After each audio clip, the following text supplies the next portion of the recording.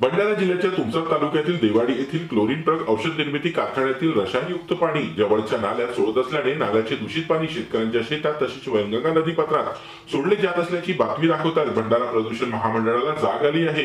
ही बातमी जी न्यूजने दाखवली असता अधिकाऱ्यांनी तक्रारदार यांच्याशी संपर्क साधत देवाडी येथील क्लोरीन ट्रक औषध निर्मिती कारखान्यात जात ज्या ठिकाणावरून हा पाणी शेतात आणि नदीपात्रात सोडला जातो या ठिकाणाची पाहणी करत पाण्याचे नमुने घेत प्रयोगशाळेत चाचणीकरिता पाठविले आहे। प्रदूषणाच्या तक्रारीच्या अनुषंगाने मंडळाने या उद्योगाची पाहणी केली आणि प्रदूषण नियंत्रण मंडळाच्या व्यवस्थेमध्ये ज्या काही तफावती आढळून आलेल्या होत्या त्या अनुषंगाने मंडळाने कारवाई केली आहे आणि उद्योगाला प्रदूषण नियंत्रण व्यवस्था अद्ययावत करण्यासाठी निर्देश दिले आहेत। त्या हिशोबाने उद्योगाने कामाला सुरुवात केलेली आहे।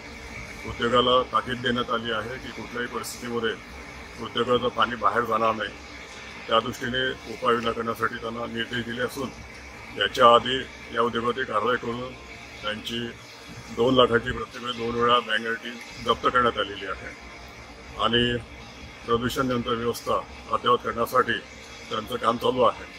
तरी आज आलेल्या तक्रारीच्या अनुषंगाने आज आम्ही पाहणी केली। पाहणीमध्ये नाल्यांची आम्ही सॅम्पल घेतलं, सगळ्या तक्रार जे रिप्रेझेंटेटिव्ह त्यांच्या उपस्थितीत सॅम्पल घेतलं आहे।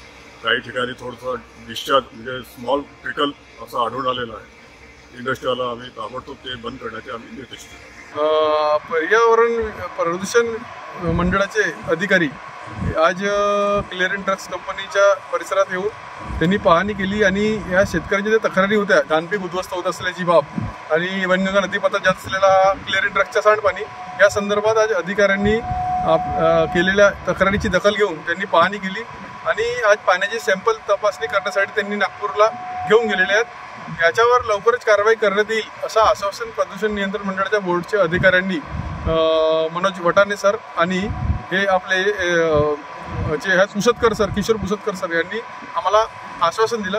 यावेळी सगळे शेतकरी उपस्थित होते। आम्ही म्हणलं यांना न्याय मिळाला पाहिजे, अन्यथा शिवसेनेच्या माध्यमातून शेतकऱ्यांना घेऊन आंदोलन होईल, याची गांभीर्याने दखल घ्यावी असं आम्ही त्यांना इशारा दिलेला आहे। तर आता प्रयोगशाळेतून आलेल्या अहवालानंतर प्रदूषण विभाग संबंधित कंपनीवर काय कारवाई करते हे आता पाहण्यासारखं असेल।